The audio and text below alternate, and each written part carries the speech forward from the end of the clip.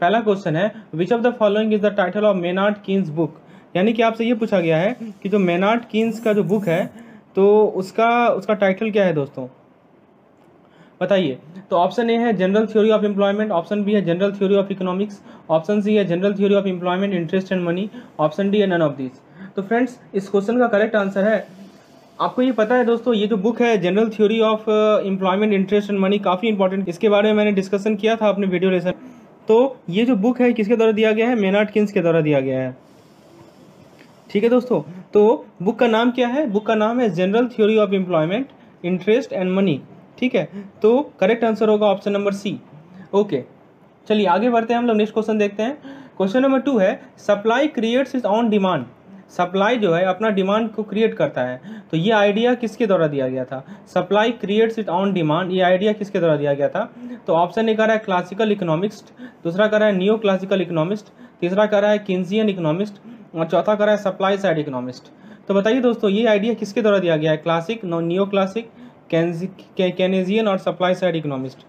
तो friends supply और demand, ठीक है, तो हर एक सप्लाई का अपना डिमांड होता है दोस्तों, तो ये basically demand and supply theory का पार्ट है। तो this is a part of demand and supply theory, demand and supply theory. तो दोस्तों डिमांड एंड सप्लाई थ्योरी का पार्ट है, और डिमांड एंड सप्लाई थ्योरी को हम लोग क्या कहते हैं दोस्तों, क्लासिकल थ्योरी भी बोलते हैं। So this is also called classical theory of interest. Okay, so जहाँ तक अब ऑप्शन को देखिए, classical economics, neo classical, Keynesian, supply side economics, तो करेक्ट आंसर होगा ऑप्शन नंबर ए यानी क्लासिकल इकोनॉमिक्स। तो आपको पता है कि जो हमारा क्लासिकल इकोनॉमिस्ट है उन्होंने ये कहा कि एक तरफ होता है हमारा सेविंग, ठीक है, और एक तरफ होता है हमारा इन्वेस्टमेंट। ठीक है, तो इसके बीच में इक्विलिब्रियम एस्टैब्लिश होता है, ये हम लोगों ने डिस्कस किया है अपने क्लासिकल इकोनॉमिस्ट के कंसेप्ट में। आगे बढ़ते हैं दोस्तों, क्वेश्चन नंबर 3 है एज पर क्लासिकल इकोनॉमिस्ट। ठीक है, क्या कर रहा है दोस्तों, as per classical theory of rate of interest the rate of interest is determined by, यानी कि जो classical theory of rate of interest है उसमें रेट ऑफ इंटरेस्ट कैसे डिटरमाइन होता है। पहला है डिमांड फॉर सेविंग, दोस्तों ये डिमांड फॉर सेविंग को ही हम लोग क्या कहते हैं, इन्वेस्टमेंट कहते हैं। ठीक है, दूसरा कर रहा है सप्लाई ऑफ सेविंग, तो दोस्तों इस सप्लाई ऑफ सेविंग को हम लोग सेविंग्स बोलते हैं। और तीसरा कर रहा है कि equilibrium of demand and supply of saving, D कर रहा है नन ऑफ द अबव।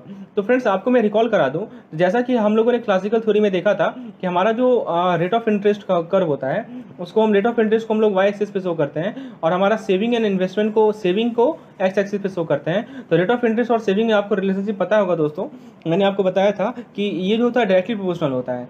ठीक है, और जो हमारा इन्वेस्टमेंट होता है, यदि इन्वेस्टमेंट को भी हम सेम कर्व पे शो करें तो इन्वेस्टमेंट जो होता है दोस्तों वो इन्वर्सली प्रोपोर्शनल होता है, कुछ इस प्रकार का कर्व बनता है, ये सेविंग वाला है, ये इन्वेस्टमेंट वाला है, और जिस पॉइंट पे मीट करता है उसे हम लोग इक्विलिब्रियम पॉइंट कहते हैं। तो यही पॉइंट डिसाइड करता है इंटरेस्ट रेट को। ठीक है, तो ये पॉइंट पी यदि मान लेते हैं तो ऑप्शन ए कर रहा है खाली इन्वेस्टमेंट, ये भी गलत है, बी कर रहा है कि सेविंग, ये भी गलत है। ठीक है, तो दोस्तों सी कर रहा है कि इक्विलिब्रियम, ये सही है, यानी कि जो demand and supply of saving है उसके इक्विलिब्रियम से हम लोग रेट ऑफ इंटरेस्ट को डिटरमाइन करते हैं। So option C will be the correct answer. Okay, चलिए आगे बढ़ते हैं। नेक्स्ट क्वेश्चन है which of the following statement is incorrect, आपके सामने कुछ स्टेटमेंट दिया गया है, इनमें से कौन सा स्टेटमेंट क्या है दोस्तों, इनकरेक्ट है, ये पूछा गया है। पहला ऑप्शन है कि supply of saving decreases with increase in interest rate. ठीक है, यानी क्या कर रहा है कि जो सप्लाई ऑफ सेविंग है वो इंटरेस्ट रेट्स के, आप देखिए जैसे सप्लाई ऑफ सेविंग दिखे आपके दिमाग में आना चाहिए कि ये सेविंग की बात हो रही है। ठीक है, तो वो क्या है कि इंटरेस्ट रेट बढ़ने से सप्लाई ऑफ सेविंग घटता है। ठीक है, दूसरा कर रहा है कि demand for saving increases with increase in interest rate, यानी डिमांड फॉर सेविंग कहा गया तो आपका इन्वेस्टमेंट आ गया। ठीक है दोस्तों, ये क्या आ गया आपका इन्वेस्टमेंट। और फिर तीसरा कह रहा है कि equilibrium interest rate will be different for different level of income, यानी अलग अलग इनकम लेवल के लिए इक्विलिब्रियम इंटरेस्ट रेट क्या होगा, डिफरेंट होगा। ठीक है, चलिए ये 3 स्टेटमेंट आपके सामने दिया गया है। तो फ्रेंड्स आइए जरा देखते हैं कौन सा स्टेटमेंट इनकरेक्ट है। पहला है सप्लाई ऑफ सेविंग, तो सप्लाई ऑफ सेविंग में आपको पता है दोस्तों कि जो हमारा रेट ऑफ इंटरेस्ट होता है वो डायरेक्टली प्रोपोर्शनल होता है सेविंग से। ठीक है, तो सेविंग यदि हमारा बढ़ रहा है तो रेट ऑफ इंटरेस्ट बढ़ रहा है तो सेविंग भी बढ़ेगा। तो पहला स्टेटमेंट कह रहा है कि इन डिक्रीजेज विद इंक्रीज, ये तो गलत है ना, ये सप्लाई ऑफ सेविंग जो है यदि इंटरेस्ट रेट बढ़ेगा तो सप्लाई ऑफ सेविंग भी क्या होगा दोस्तों, बढ़ेगा, ये तो गलत है।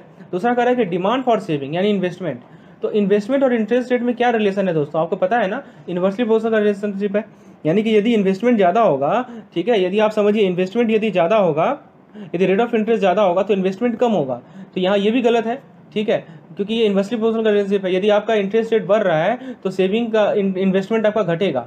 तीसरा कह रहा है कि equilibrium interest rate will be different for different level of income. ये सही है दोस्तों। देखिए ये जो टर्म है लेवल ऑफ इनकम, ये काफ़ी इंपॉर्टेंट टर्म है। यदि लेवल ऑफ इनकम अलग अलग होगा तो इक्विलिब्रियम इंटरेस्ट रेट भी क्या होगा, अलग अलग होगा। ठीक है, यानी कि जो इक्विलिब्रियम इंटरेस्ट रेट है वो किस पे डिपेंड करता है, लेवल ऑफ इनकम पे डिपेंड करता है। ये एक डिसाइडिंग फैक्टर है। ठीक है, लेवल ऑफ इनकम। तो for different level of income equilibrium interest rate will be different. हम लोग ये एज्यूम करके चलते हैं कि हमारा लेवल ऑफ इनकम क्या है, कांस्टेंट है, जब हम एक कर्व को ड्रॉ करते हैं दोस्तों। तो आप देख सकते हो कि ऑप्शन सी जो है, ऑप्शन सी आपका क्या है, ऑप्शन सी आपका सही है। Equilibrium interest rate will be different for different level of income. ठीक है, तो ये इनकरेक्ट नहीं है। आपसे पूछा क्या गया है, कौन सा स्टेटमेंट इनकरेक्ट है, तो ए और बी इनकरेक्ट है। So option 1 will be the correct answer. ठीक है, चलिए आगे देखते हैं। नेक्स्ट क्वेश्चन है pick out the odd one. अब दोस्तों आपसे ऑड वन को पिक करने का रहा है आपके। क्या आप जेईई के एग्जामिनेशन की तैयारी कर रहे हैं, जो कि आगामी अक्टूबर में इसका एग्जामिनेशन का डेट आ चुका है? तो फ्रेंड्स आपके लिए मैं परफेक्ट सॉल्यूशन लाया हूं।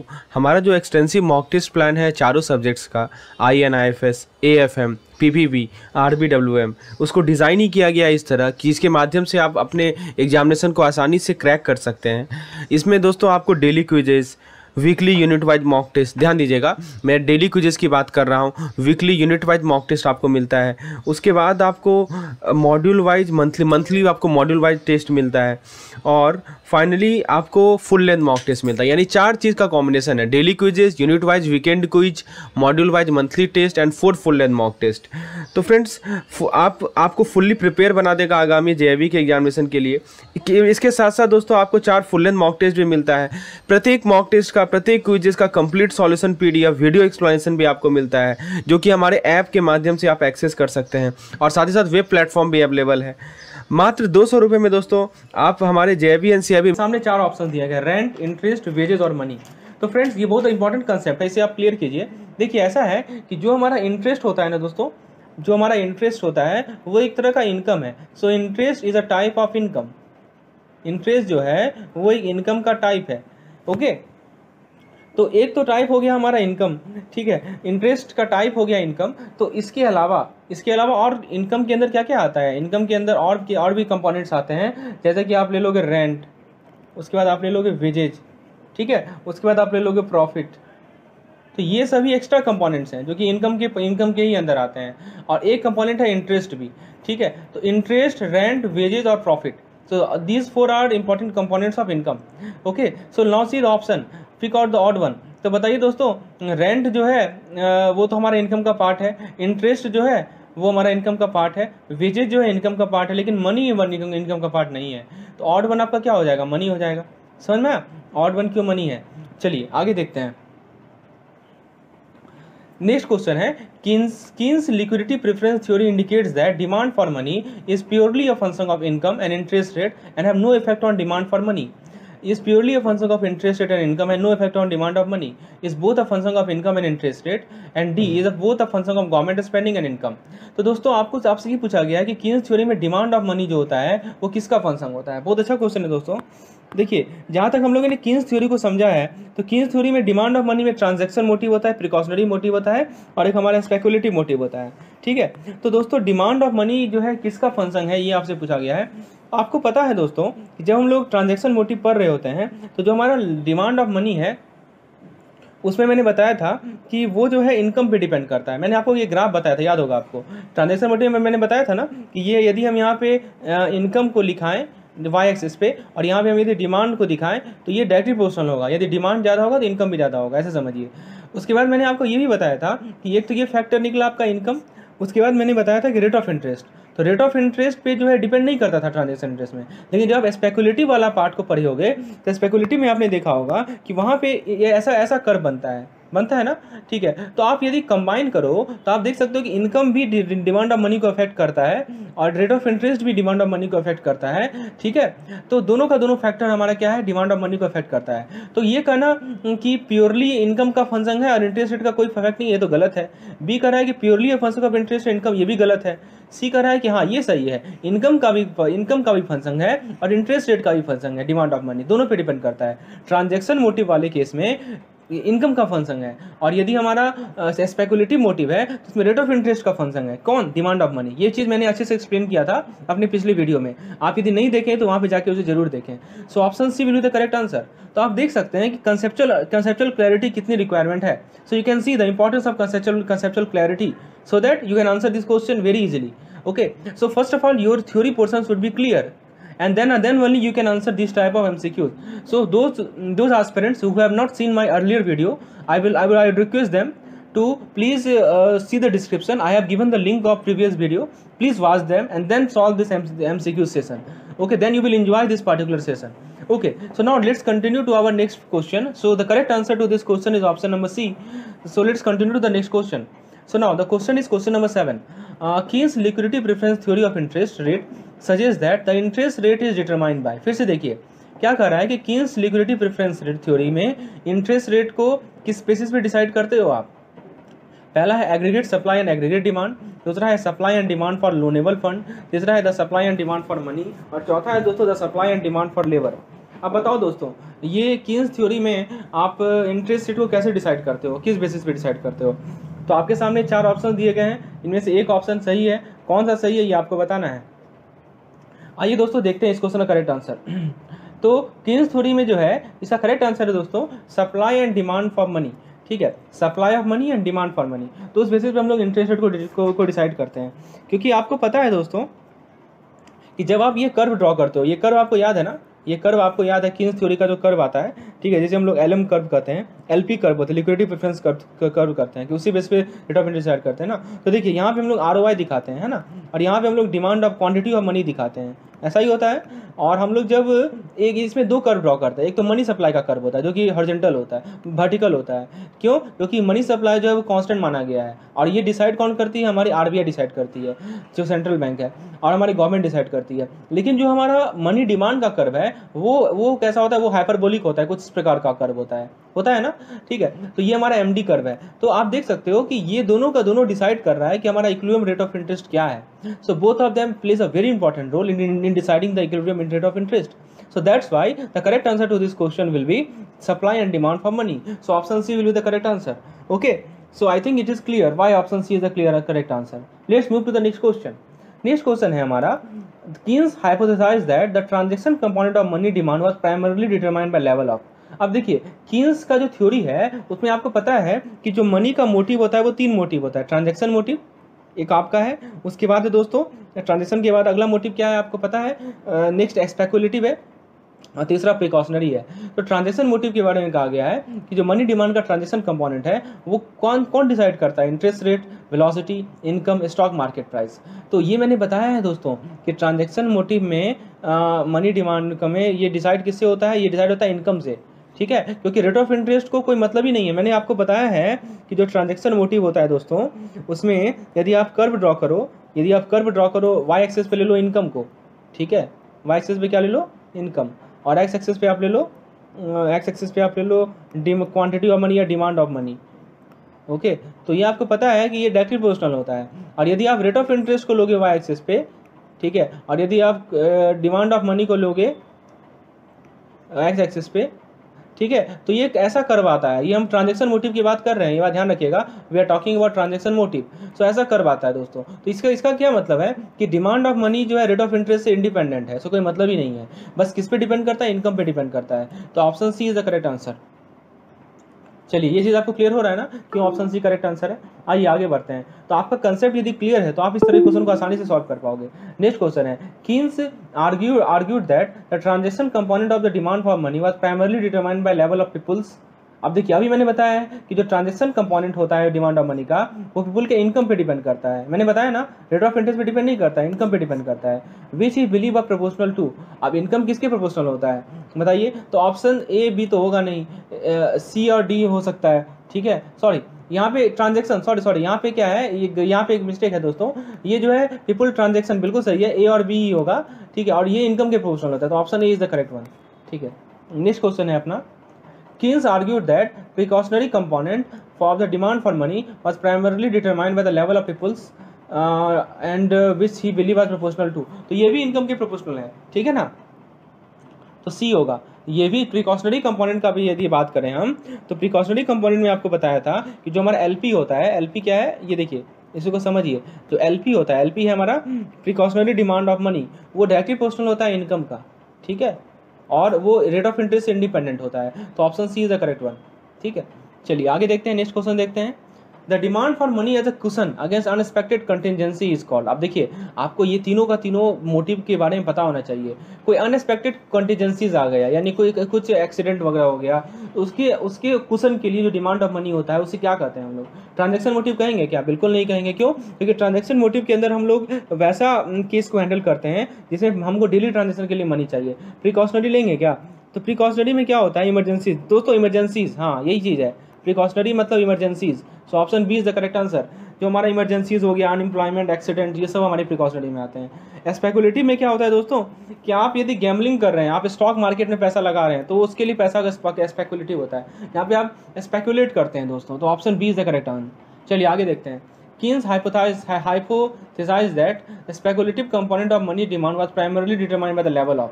अब देखिए यहाँ पे कहा गया है कि जो हमारा स्पेकुलेटिव कंपोनेंट होता है मनी डिमांड का, वो किससे डिसाइड होता है? इंटरेस्ट रेट से, वेलोसिटी से, इनकम से, या स्टॉक मार्केट प्राइस से। आपके सामने 4 ऑप्शन दिए गए हैं, तो आपको बताना है कि कौन सा ऑप्शन सही है।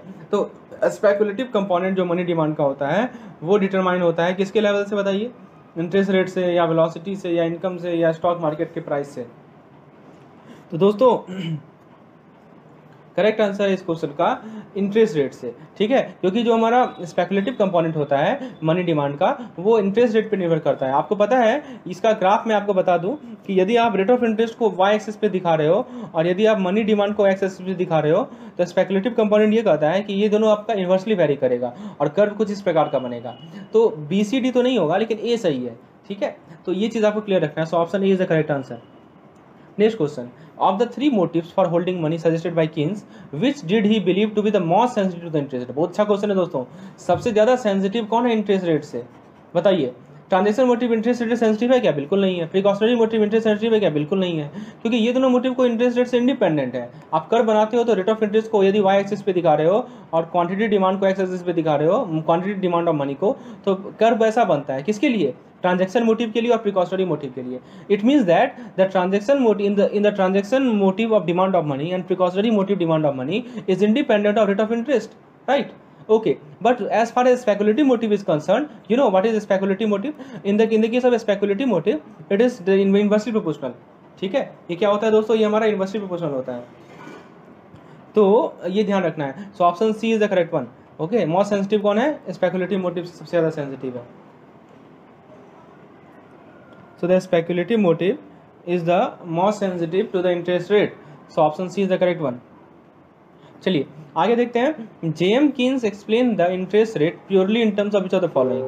तो J.M. Keynes ने दोस्तों क्या कर रहा है आपसे क्वेश्चन? J.M. Keynes ने जो हमारा इंटरेस्ट रेट को एक्सप्लेन किया, वो किसके टर्म में था? Economic phenomena, monetary phenomena, social phenomena, market force. तो दोस्तों यहाँ पे कीवर्ड है, देखिए जब J.M. Keynes दिखे ना, तो आपको समझ में आना चाहिए कि यहाँ पे करेक्ट आंसर होगा दोस्तों इसका मॉनेटरी फेनोमेना, ठीक है। उसने ये कहा, J.M. Keynes ने ये कहा कि इंटरेस्ट जो होता है वो प्योरली मॉनेटरी फेनोमेना होता है।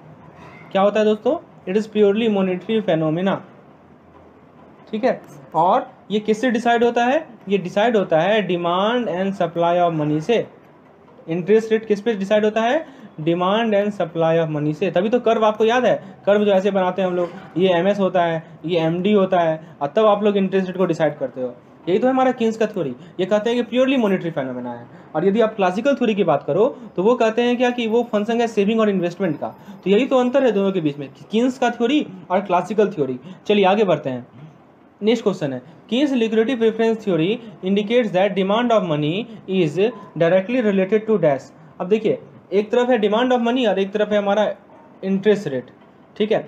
तो Keynes थ्योरी क्या बताता है कि डिमांड ऑफ मनी जो है, ग्राफ बनाइए आप, देखिए यहाँ पे आप लिखिए रेट ऑफ इंटरेस्ट और यहाँ पे लिखिए आप डिमांड ऑफ मनी। तो Keynes थ्योरी में जो ग्राफ बनता है वो कैसा बनता है? ऐसा बनता है ना, इन्वर्सली प्रोपोर्शनल का ग्राफ बनता है ना, ठीक है। तो यहाँ से क्या पता चल रहा है कि दोनों में इन्वर्सली प्रोपोर्शनल का रिलेशनशिप है। तो यदि demand of money so indicate the demand of money is in negatively, या so option A is the correct, negatively related to interest rate. Option A is the correct. Positively गलत है, ठीक है, so option is the correct one.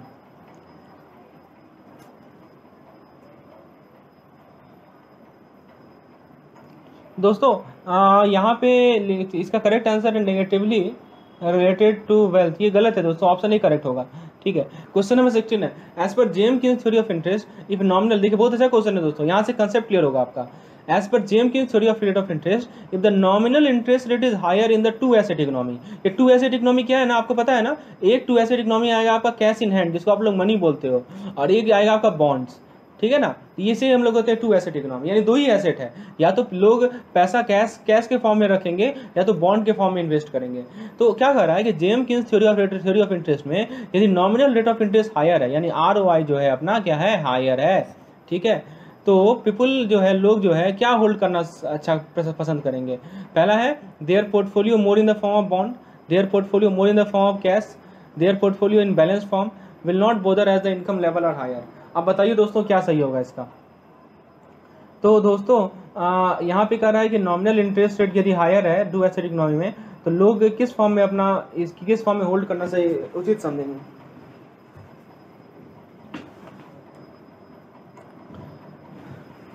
तो friends इसे हम लोग conceptually समझते हैं कि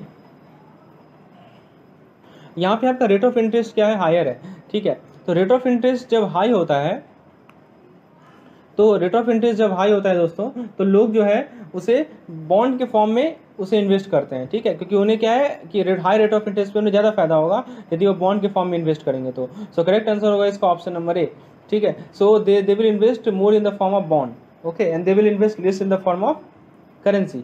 ठीक है, तो रेट ऑफ इंटरेस्ट हाई होने पे वो बॉन्ड पे ज़्यादा देंगे। अब जैसे देखिए एग्जांपल समझिए, जैसे मान लीजिए कि 100 रुपया का बॉन्ड है। ठीक है, मार्केट फिक्स प्राइस है, ये इसका फिक्स प्राइस है 100 रुपया, और इसका रेट ऑफ इंटरेस्ट है 10%, 5% मान लीजिए। ठीक है, क्या है 5%। अब कल के डेट में मान लीजिए कि आज से 1 महीना बाद रेट ऑफ इंटरेस्ट बढ़ के हो गया 10%। Rate of interest market rate of interest change होता है ना, तो रेट ऑफ इंटरेस्ट बढ़ के हो गया 10%। अब आप बताइए ये 100 रुपया जो इसका फिक्स्ड प्राइस था, फेस वैल्यू था, अब वो कितना हो जाएगा, 50 रुपीज़ में ही उतना वैल्यू दे रहा है आपका, दे रहा है ना। ठीक है, तो लोग क्या चाहेंगे कि वो कब हाई रेट ऑफ इंटरेस्ट पे वो बॉन्ड में इन्वेस्ट करें, क्योंकि उन्हें क्या होता है, यहाँ पे एडवांटेज मिलती है। ठीक है, चलिए, so option A is the correct one. Next question है, the rate of interest determined by liquidity preference of demand for money and supply as per. अब देखिए क्या कर रहा है कि रेट ऑफ इंटरेस्ट जो हम लोग डिटरमाइन करते हैं, लिक्विडिटी प्रेफरेंस या demand of money and supply of money, ये किसके अकॉर्डिंग है, classical theory, J M Keynes theory, modern theory, Hicks and Hansen theory. तो बताइए ये किसके अकॉर्डिंग है। तो rate of interest, liquidity preference और demand of money and supply of money, तो ये है अपना जेम कीन्स ने ही तो कहा था कि डिमांड ऑफ मनी और सप्लाई ऑफ मनी की बेसिस पे हम लोग रेट ऑफ इंटरेस्ट को डिसाइड करते हैं। ठीक है, सो ऑप्शन ए नहीं होगा, सी नहीं होगा और डी नहीं होगा, B is the correct one. Okay, next question, as per J M Keynes theory of interest if the nominal income is higher in two asset economy. अब देखिए बहुत बढ़िया क्वेश्चन है, यदि इनकम हायर है, ठीक है, इन अ टू एसेट इकोनॉमी, तो लोग क्या होल्ड करना चाहेंगे, बॉन्ड के फॉर्म में, कैश के फॉर्म में। ठीक है, तो कैश के फॉर्म में होल्ड करेंगे या आपका बैलेंस फॉर्म में होल्ड करेंगे, या विल नॉट बोदर। ठीक है, अब देखिए दोस्तों यहाँ पे बात हो रही है इनकम की, तो जहाँ तक बात है इनकम की, तो बताइए इनकम जो है आपका वो ट्रांजैक्शन मोटिव के लिए होता है, और मैंने आपको बताया है दोस्तों कि जो इनकम होता है वो हमारा क्वांटिटी डिमांड ऑफ मनी से डायरेक्टली प्रोपोर्शनल होता है। यदि इनकम ज़्यादा होगा तो क्वांटिटी डिमांड ऑफ मनी भी क्या होगा, हमारा ज़्यादा होगा। ठीक है, तो क्वांटिटी डिमांड ऑफ मनी ज़्यादा होगा तो वो क्या है कि वो, हाँ, will learn to hold in the portfolio balance. ठीक है, तो यहाँ पे क्या है कि इसका करेक्ट आंसर होगा दोस्तों ऑप्शन नंबर बी, वो ज़्यादा से ज़्यादा क्या है, कैश के फॉर्म में होल्ड करेंगे। ठीक है, नॉमिनल इनकम यदि हायर है तो they will demand more in the form of cash, that is the bank deposit. ठीक है, तो ये आपको ध्यान रखना है, क्योंकि इस केस में हमारा ट्रांजैक्शन मोटिव बढ़ जाएगा ना, क्योंकि ट्रांजैक्शन मोटिव ही तो होता है, और ट्रांजैक्शन मोटिव में कैश आता है हमारा, so option B is the correct one. लेकिन जब हम रेट ऑफ इंटरेस्ट की हायर की बात करते हैं तो वहाँ पे स्पेकुलेटिव मोटिव आ जाता है, और स्पेकुलेटिव मोटिव में हमारा क्या होता है, बॉन्ड्स आ जाते हैं दोस्तों। ठीक है, चलिए आगे देखते हैं नेक्स्ट क्वेश्चन। क्वेश्चन नंबर 19 है, Keynes argued that when the rate of interest was lower. हाँ, ये बहुत बढ़िया क्वेश्चन है दोस्तों। क्या कह रहा है, कीन्स ने क्या आर्ग्यू किया, जब रेट ऑफ इंटरेस्ट, जो इंटरेस्ट रेट जो है कोई नॉर्मल वैल्यू से लो है, तो पीपल क्या एक्सपेक्ट करेंगे बॉन्ड प्राइस को, और क्वांटिटी ऑफ मनी डिमांड पे क्या इफेक्ट पड़ेगा। बढ़िया क्वेश्चन है दोस्तों। अब आपको ये कर्व का यूज करना पड़ेगा इस क्वेश्चन को सॉल्व करने के लिए। आप जो ये हम लोग जो इक्विलिब्रियम का जो कर्व ड्रॉ करते हैं उसे ड्रॉ कीजिए, इसे आप समझ जाइएगा। देखिए ये हमारा MS है, ठीक है, ये हमारा क्या MD है, ठीक है, एक रेट ऑफ इंटरेस्ट और ये हमारा रेट ऑफ इंटरेस्ट है, और यहाँ पे क्वांटिटी डिमांड का कर्व है। एक रेट ऑफ इंटरेस्ट आप R मान लो, ठीक है, एक रेट ऑफ इंटरेस्ट आप यहाँ ले लो R1, और एक रेट ऑफ इंटरेस्ट आप यहाँ ले लो R2। ये 3 रेट ऑफ इंटरेस्ट आपने लिया, और इस चीज़ को मैंने अपने वीडियो लेसन में भी समझाया है दोस्तों। अब देखिए R1 जो है R से ज़्यादा है कि नहीं, ज़्यादा है, ठीक है, तो यहाँ पे आपका क्या है, एक्सेस मनी सप्लाई है, यहाँ पे एक्सेस मनी सप्लाई है। तो यदि रेट ऑफ इंटरेस्ट बढ़ेगा तो बॉन्ड का परचेजिंग होगा, यहाँ पे क्या परचेजिंग होगा, बॉन्ड का परचेजिंग होगा, ठीक है। तो लोग क्या करेंगे, कैश को बॉन्ड में बदलेंगे। यदि मान लीजिए कि आप इस जोन में हो, R2 वाले रीजन में हो, तो R2 वाले में क्या है कि रेट ऑफ इंटरेस्ट जो है वो बॉन्ड के परचेज को डिक्रीज करेगा, तो लोग बॉन्ड को किस में बदलेंगे, कैश में बदलेंगे, ठीक है। तो ये ध्यान रखना है, ये रीजन को, ये बॉन्ड का रीजन है, ये कैश का रीजन है। आप क्वेश्चन को पढ़िए, इंटरेस्ट रेट जो है वो लो है as compare to normal value है अपना R, उससे लो है, यानी R2 वाला केस का डिस्कशन हो रहा है। तो लोग क्या एक्सपेक्ट करेंगे, would expect bond prices to. अब बताइए दोस्तों कि यदि रेट ऑफ इंटरेस्ट घट रहा है तो रेट ऑफ इंटरेस्ट घटेगा तो बॉन्ड प्राइस बढ़ेगा ना, क्योंकि आपको पता है ना कि जो बॉन्ड प्राइस होता है और जो रेट ऑफ इंटरेस्ट होता है वो एक दूसरे से इन्वर्सली प्रोपोर्शनल होता है। ये याद रखिएगा इस चीज़ को, rate of interest and bond price are inversely proportional. तो आप देख सकते हो कि इंटरेस्ट रेट कम हो रहा है तो बॉन्ड प्राइस अपना क्या होगा, बढ़ेगा। तो बढ़ेगा तो C और D तो होगा नहीं, A और B होगा। अब दूसरा पे आ जाइए, आपको पता है बॉन्ड प्राइस बढ़ रहा है, क्वांटिटी ऑफ मनी डिमांड क्या होगा दोस्तों। अब क्वांटिटी ऑफ मनी डिमांड क्या होगा तो अब वो आपको बताना है, ठीक है। तो दोस्तों इट विल इंक्रीज। आइए आगे देखते हैं, as per J M Keynes theory of interest if the nominal interest rate is higher in two asset economy. अब देखिए यहाँ इंटरेस्ट रेट हायर है, एक पूछेगा कि इनकम हायर, समझिए बात को, एक पूछेगा इनकम हायर, एक पूछेगा इंटरेस्ट रेट हायर। जब इनकम हायर होता है तो लोग कैश के फॉर्म में रखते हैं पैसा, ठीक है, और जब इंटरेस्ट रेट हायर होता है यानी स्पेकुलेटिव होता है तो वो बॉन्ड के फॉर्म में रखते हैं, ये ध्यान रखना है, ठीक है। तो option A will be the correct answer, इसी को हम लोगों ने ऑलरेडी डिस्कस किया है। नेक्स्ट क्वेश्चन देखते हैं, कीन्स आर्ग्यूड दैट, कीन्स ने क्या आर्ग्यू किया था कि जब इंटरेस्ट रेट हाई होता है related to some normal value, so people would expect bond price to.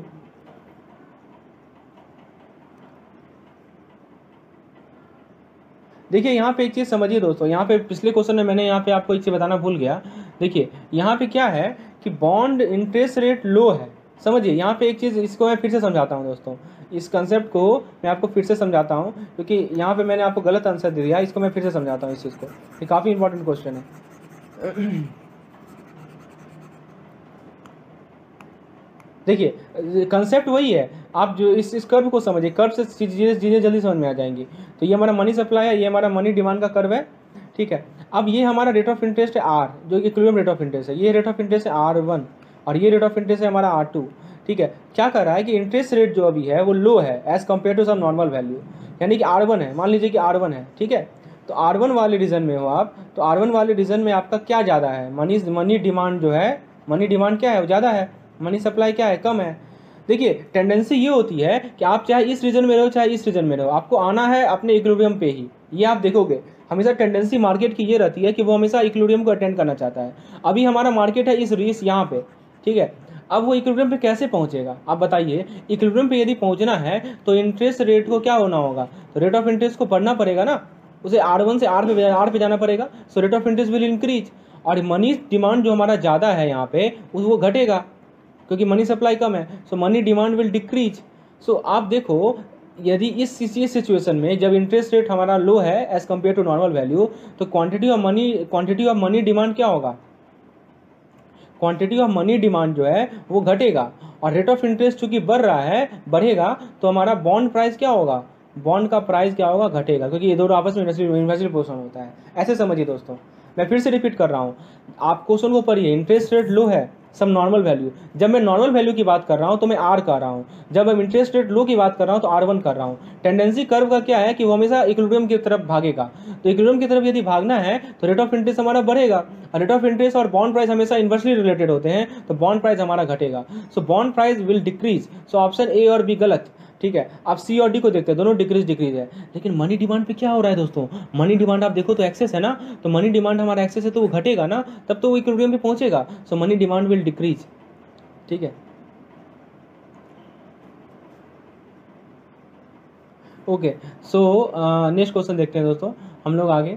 अब देखिए यहाँ पे क्या है, इंटरेस्ट रेट हाई है, यहाँ पे क्या कर रहा है, इंटरेस्ट रेट हाई है as compare to some normal value. तो फिर से वही कर्व आप ड्रॉ करो ऐसे, ठीक है। इंटरेस्ट रेट यदि हाई, ये आर ले लो, ये R1 ले लो और ये R2 ले लो, तो आप किस जोन में होगे, आप इस वाले जोन में होगे, ठीक है। इंटरेस्ट रेट यदि हायर है तो टेंडेंसी होगी कि इंटरेस्ट रेट को घटाएं, रेट ऑफ इंटरेस्ट क्या होगा, घटेगा, तो बॉन्ड प्राइस क्या होगा, बॉन्ड प्राइस जो है वो बढ़ेगा, ठीक है। सो ऑप्शन ए या बी में से एक सही होगा, ठीक है दोस्तों। अब देखिए कौन सा सही है मैं बताता हूँ। और क्या करा है, quantity of money demanded would. अब क्वांटिटी ऑफ मनी डिमांड पे क्या इफेक्ट पड़ेगा बताइए। तो इस केस में क्वांटिटी ऑफ मनी डिमांड जो है वो क्या होगा, इट विल डिक्रीज, ठीक है। So quantity of money demand, अब देखिए ऐसा मैं इसलिए कर रहा हूँ कि जो आपका रेट ऑफ इंटरेस्ट है, रेट ऑफ इंटरेस्ट है और क्वांटिटी ऑफ मनी डिमांड है वो आपस में इन्वर्सली रिलेटेड है, ठीक है। तो इसीलिए जो है हमारा रेट ऑफ इंटरेस्ट घटेगा, option B is the correct one. Next question देखते हैं दोस्तों। Of the three motive for holding money suggested by Keynes, which did he believe to be the most sensitive interest. ये हम लोगों ने already देख लिया है, इसका करेक्ट आंसर है स्पेकुलेटिव मोटिव, ऑप्शन सी, ठीक है। नेक्स्ट क्वेश्चन है, for the purpose of liquidity preference theory of interest, JM Keynes assumed a simplified economy with two asset. ठीक है, ये पता ही आपको कि दो एसेट उसने उसने उसने एज्यूम किया, तो दो एसेट जो उसने एज्यूम किया, तो आप बताना है कि वो कौन सा दो एसेट है। Money in the form of currency और bank deposit and long term bond, money in the form of currency and bank deposit, monetary asset and physical asset. देखिए पहली बात कि जब जेएम कीन्स देखे तो मॉनिटरी एसेट ही होगा, फिजिकल एसेट का कोई बात ही नहीं है, सी और डी तो होना नहीं है, ठीक है। अब आपको पता है कि दो एसेट कौन कौन से हैं, एक तो मनी है कैश के करेंसी के फॉर्म में, और दूसरा आपका बॉन्ड, ठीक है। तो आपका हाँ, बॉन्ड किस में लिखा गया है, ए नंबर में, बी नहीं होगा, ए ये सही होगा, ठीक है। आगे देखते हैं, अकॉर्डिंग टू जेएम कीन्स